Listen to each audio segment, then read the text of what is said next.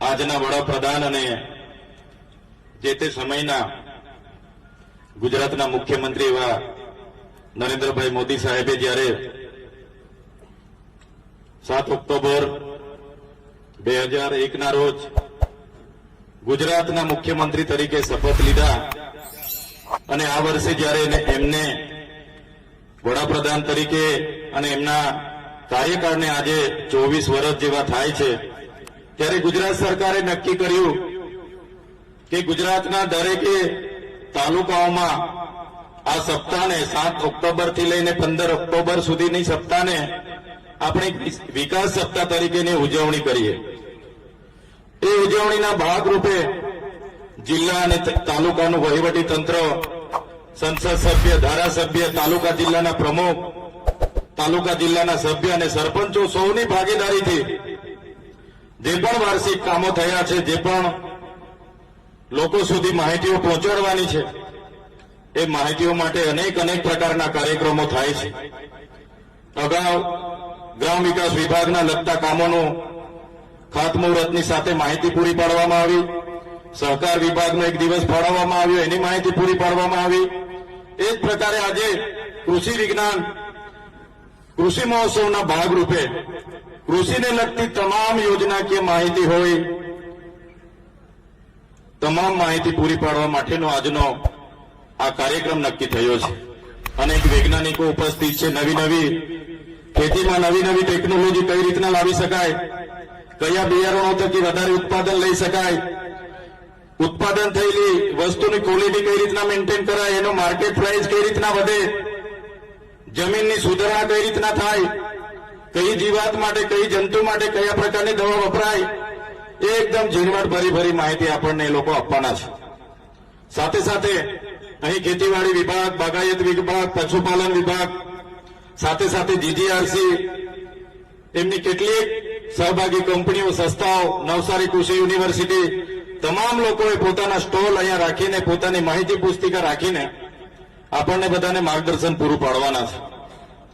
ત્યારે આ વિસ્તારમાં કેટલાક જે ખેડૂતોએ નવીન પદ્ધતિથી સારું ઉત્પાદન કર્યું છે અને તેમના ઉત્પાદન થકી બીજા ખેડૂતોને પ્રેરણા મળે અને જેમ બને એમ પાક ઉત્પાદકતા વધે, એ માટે પણ કેટલાક ખેડૂતોને આ સ્ટેજ પરથી પ્રોત્સાહિત કરવામાં આવશે. તમે બધાએ જોયું છે, આપણો દેશ એક કૃષિ પ્રધાન દેશ છે. આપણો નર્મદા જિલ્લો કૃષિ પ્રધાન છે. આપણે બધા ખેતી પર આધાર રાખીએ છીએ, પશુપાલન પર આધાર રાખીએ છીએ. ત્યારે આપણી ખેતીમાં વધારે ને વધારે સુધારણા આવે, એ તમામ બાબતોએ આપણે આ પ્રકારના કાર્યક્રમોથી લોકો સુધી પહોંચાડી શકીશું. સાથે યોજનાઓ, આઈ ખેડૂત પોર્ટલની હું વાત કરું, આઈ ખેડૂત પોર્ટલમાં તમારે દાતરડી, તગારા, પાવડાથી લઈને ટ્રેક્ટર સુધીની યોજનાઓ એમાં તમને સહાયમાં મળે. તમારે એન્જિન જોઈએ છે, તમારે મોટર જોઈએ છે, તમારે કલ્ટી જોઈએ, પ્લાવ જોઈએ, ટ્રેક્ટર જોઈએ, મલ્ચિંગ જોઈએ, તાડપત્રી જોઈએ, દવા છાંટવાનો પંપ જોઈએ, બધી જ પ્રકારની યોજના એ ખેડૂત પોર્ટલમાં ઉપલબ્ધ છે. એ જ પ્રકારે આત્મા પ્રોજેક્ટની વાત કરું, આત્મા વિભાગ દ્વારા પણ આપણા ખેડૂતોને યોગ્ય માર્ગદર્શન મળે એના માટે જિલ્લાની અંદર પ્રવાસો કરીને મુલાકાતો ગોઠવવામાં આવે છે. જિલ્લા બહારની મુલાકાતો ગોઠવવામાં આવે, રાજ્ય બહારની મુલાકાતો ગોઠવવામાં આવે. નવી ડ્રીપની કંપનીઓને લાવીને માર્ગદર્શન પૂરું પાડવામાં આવે. નવી બિયારણની કંપનીઓ, ઓર્ગેનિક ઉત્પાદન કરતી કંપનીઓ, બધા જ લોકોના પ્રયાસો આ વિસ્તારની ખેતીને આગળ લાવવા માટેના કરે છે. એ જ પ્રકારે બાગાયતમાં પણ વાડી પ્રોજેક્ટ હોય, ડ્રીપ યોજના હોય, સ્પ્રિંકલર યોજના હોય, મલ્ચિંગ યોજના હોય, કે તમારે કેળા જોઈએ, પપૈયા જોઈએ, તરબૂચ જોઈએ, બધા જ પ્રકારની યોજનાઓ એ બાગાયત વિભાગ દ્વારા સબસિડીમાં આપણને મળતી હોય છે. ડ્રીપની વાત કરું, અનુસૂચિત જનજાતિ એટલે કે એસટી માટે આજે સરકાર દ્વારા 85% જેટલો સહાય અને 15% લોકફાળો ભરાવવામાં આવે છે. ત્યારે આવી અનેક યોજનાઓ છે જેની માર્ગદર્શન આ કાર્યક્રમ થકી આપણને બધાને મળવાનું છે. સાથે આપણે બધા અહીંયા ઉપસ્થિત છે ત્યારે અમારા જેવા પદાધિકારીઓની, તમારા જેવા ખેડૂતોની, સરપંચોની અને બધા જ વહીવટી તંત્રની આપણી બધાની જવાબદારી બને છે. સરકાર જે અભિગમથી જે પ્રોજેક્ટ લઈને આવે એ અભિગમ, એ હેતુ સામાન્ય જનતા સુધી પહોંચે, સેવાળાના વ્યક્તિ સુધી પહોંચે, છેલ્લા ઘર સુધી પહોંચે, એ માટે આપણે બધાએ કાર્યરત થઈને, સક્રિય થઈને એને પહોંચાડવાના પ્રયાસો આપણે બધાએ કરવા પડશે. જ્યારે નરેન્દ્રભાઈ મોદી સાહેબનો કાર્યકાળ હતો, એ કાર્યકાળની શરૂઆતમાં મેં એમની એક પુસ્તિકા વાંચી. એ કાર્યકાળની શરૂઆતમાં એમણે મુખ્યમંત્રી તરીકે આપણા ડેડિયાપાડા તાલુકાના પીપલોદ, કણજી જેવા ગામમાં એમણે સૌપ્રથમ કન્યા કેળવણી, બેટી બચાવો બેટી પઢાઓ ની ઝુંબેશ માટે આવ્યા અને 2 દિવસથી એમણે ત્યાં રોકાઈને શરૂઆત કરી. અભિગમ ખૂબ સારો હતો એમનો. અભિગમ, એમનો હેતુ ખૂબ સારો હતો કે ઉંડાળના આદિવાસી વિસ્તારમાં પણ દીકરીઓ ભણે, આગળ આવે, સ્વનિર્ભર થાય.